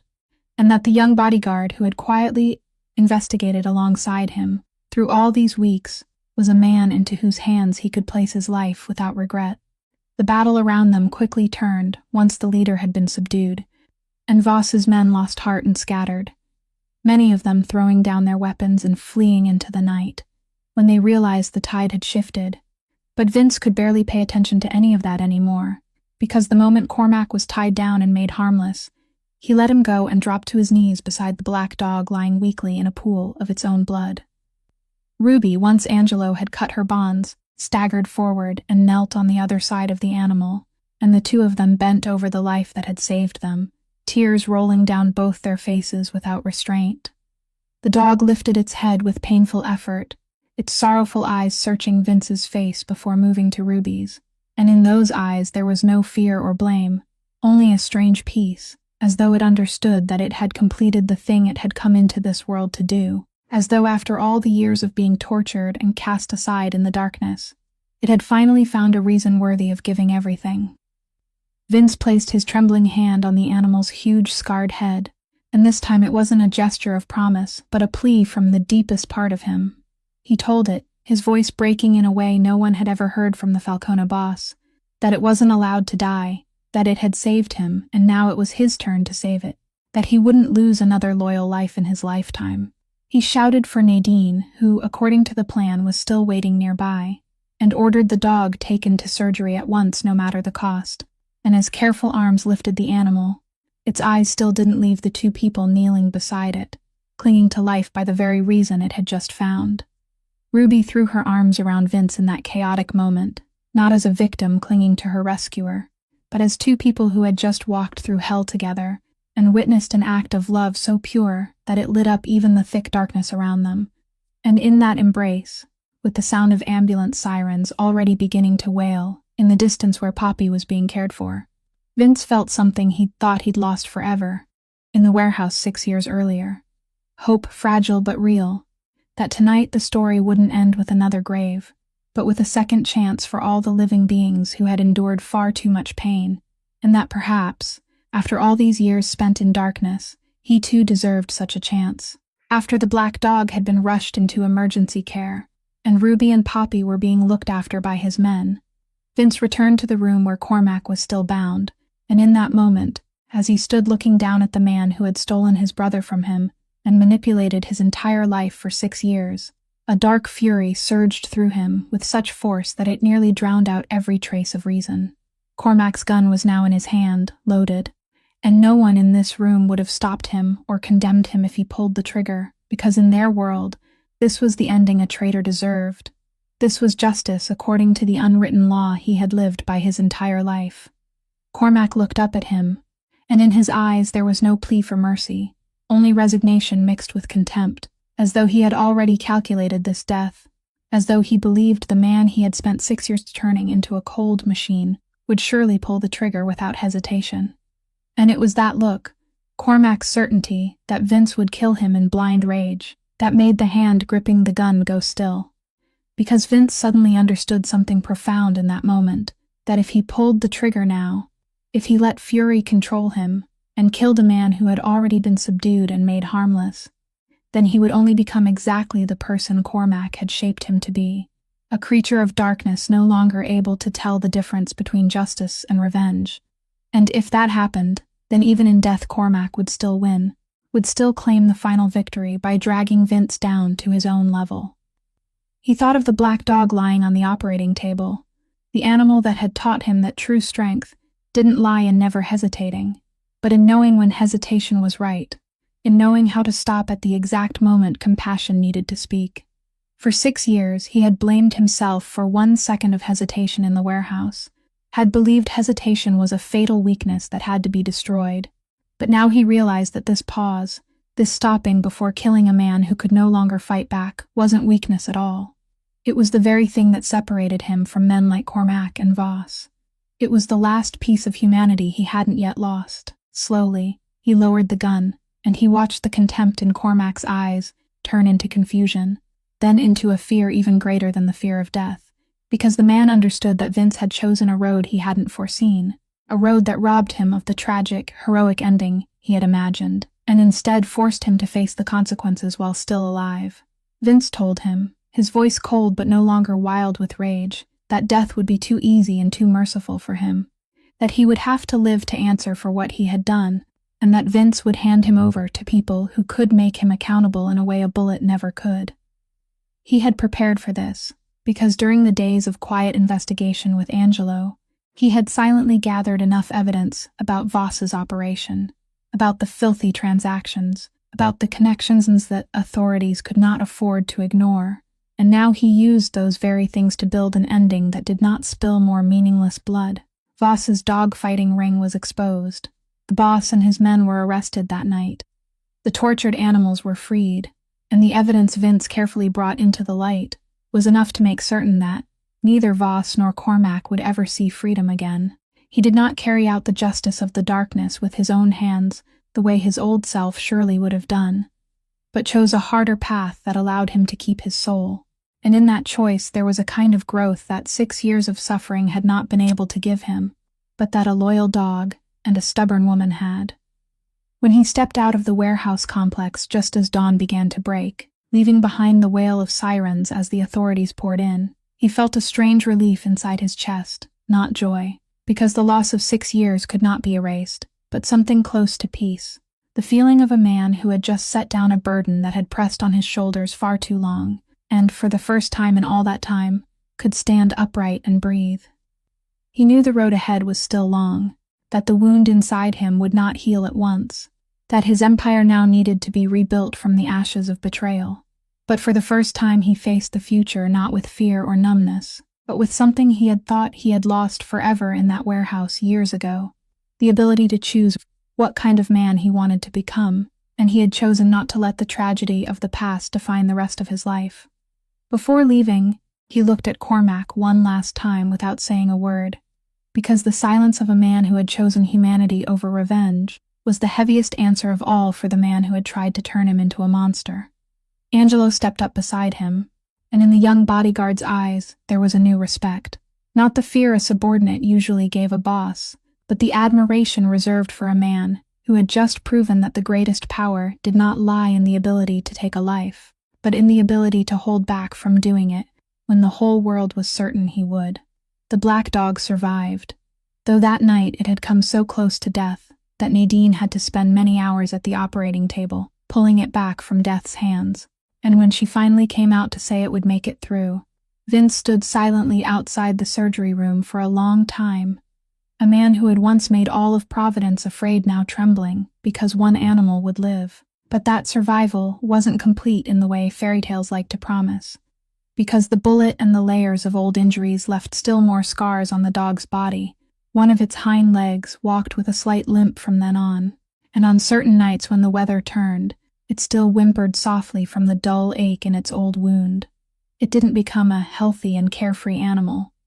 It still carried on its body the traces of everything it had endured, but those very scars were now medals of loyalty, living proof that it had loved and protected to the end. Vince adopted it, along with the little puppy it had nearly died protecting in that cold alley, the puppy now stronger under Nadine's careful hands, and he gave the big dog a name, Duke, not because it was the dog from his and Tommy's childhood returned to him, but because in it he saw the same loyalty and unconditional love that the Duke from years ago had taught the two brothers,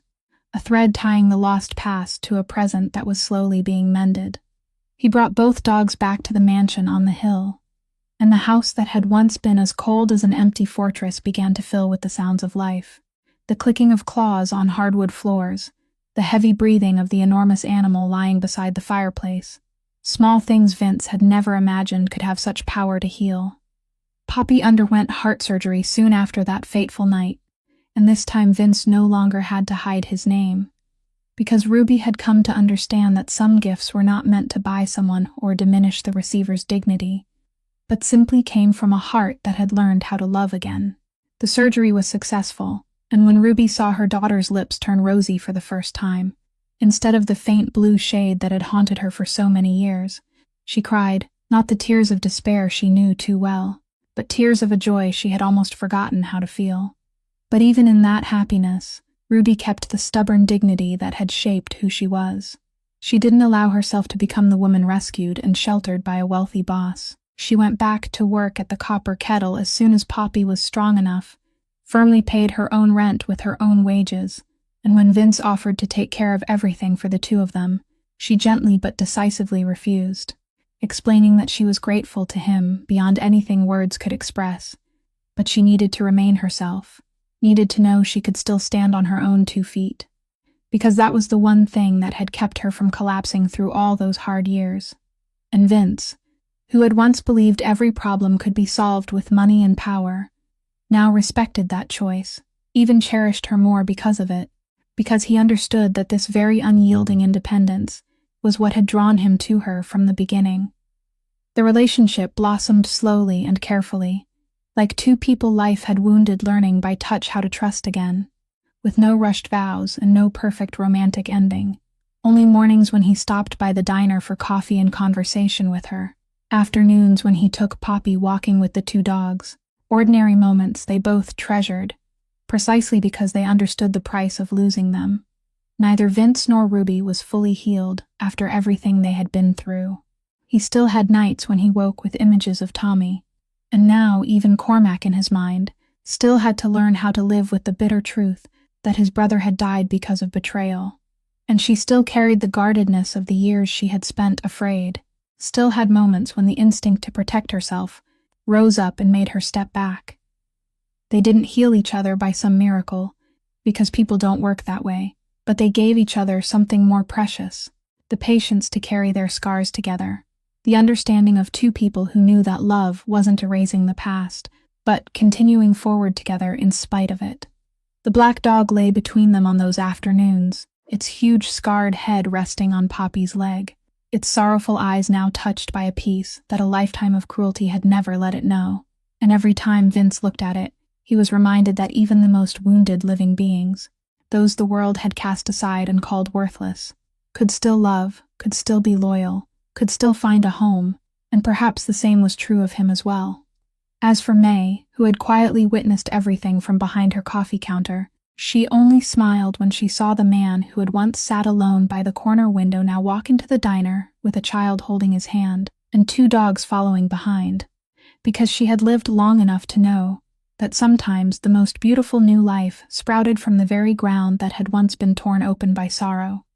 Many months after that fateful night, the Copper Kettle was still the shabby little working-class diner, tucked into the corner of Federal Street as it had always been. But for the people fate had driven here, it had become something else, a home none of them had ever thought they would find. In the mornings, Ruby still tied on her apron and poured coffee, but her eyes no longer carried that exhausted weariness from the old days, and Poppy's laughter now rang strong and bright between the tables, as the little girl ran and played with a heart that had been made whole. May still stood behind the counter with her glasses slipping low on the bridge of her nose, watching everything with the eyes of a woman who had seen too much to be easily surprised, but had never lost the ability to cherish rare good things. Angelo stopped by now and then, no longer only a bodyguard, but part of this small, warm circle, and Vince, the man who had once sat alone by the corner window with a cold cup of coffee, now walked into the diner not as a boss who spread fear, but as someone familiar, often with a child holding his hand and 2 dogs ambling behind him. In the mansion on the hill, on the wooden shelf where Vince kept the only photograph of Tommy that remained, there was now another object, the worn red leather collar, cleaned and placed with honor beside the frame. No longer a bleeding wound, but a symbol of the truth finally brought into the light, of a younger brother cleared of false shadows, and of a reminder that loyalty sometimes comes from the places we least expect. The black dog he called Duke often lay beneath that shelf on sunny afternoons, its huge scarred head resting on its front paws, as though it understood that it had been the one to carry that piece of the past home, and close a chapter that had haunted this family for far too long. On the wall behind May's counter, there was now a small framed photograph she had hung with her own hands, a quick snapshot showing Ruby laughing, Poppy sitting on Vince's shoulders, Angelo standing beside them, and the enormous black dog lying at all their feet, a family portrait of people who shared no blood but had chosen one another in a world full of calculation. The diner's regulars gradually grew used to their presence, and no one seemed to remember that the man who often sat in that corner had once been the name that made the whole city lower its voice, because now they saw only a father, a friend, a man who knew how to listen and how to smile softly at the innocent stories of a child. One spring morning, when the first sunlight of the season finally pushed away the lingering cold of the Providence winter, Vince sat again at the old table by the window, the very place where everything had begun, and he looked out at the street now filled with light. On the sidewalk in front of the diner, where a starving dog had once searched through trash in the snow, 2 small muddy paw prints now curved toward the door, the tracks of a dog that had just run inside in search of warmth and the hands of those who loved it. And Vince looked at those 2 paw prints for a long time, because in them he saw an entire journey, from a living creature cast out into the cold to a member welcomed into a home, from a lonely morning of remembrance to a life rebuilt from the wreckage of loss. This story, if it leaves anything behind, is a reminder that the dignity of a human being, or of any living creature, is not measured by the power they hold, the money they have, or the appearance the world sees, but by the compassion they dare to give even when it is inconvenient, by the kindness they offer to those others have turned away from. A weary woman still saved scraps of food for a hungry dog. A wounded animal still risked its life for those who had shown it kindness. A powerful man finally learned that stopping because of compassion wasn't weakness but the greatest strength of all. And together they taught us that sometimes the things that save our lives come from the places we least expect, and that respecting a person begins with seeing worth where others see only something to be discarded. If this story has touched your heart in any way, please take a little time to subscribe to the channel, press like, and share this video with the people you love, so that each day we can continue listening together to more meaningful and warm stories about humanity. We would truly love to know how you felt about this story, what it reminded you of in your own life, whether you have ever offered a small kindness without imagining it might change an entire life, or whether you have ever received kindness from the place you least expected. Please leave a comment and share with us the feelings from deep within your heart. because every story you tell may become encouragement for someone else who needs it. Thank you for listening to the story until the very last moment, and I wish everyone watching this video strong health, a joyful life, peace, and love filling every day. Goodbye, and see you again in the next videos.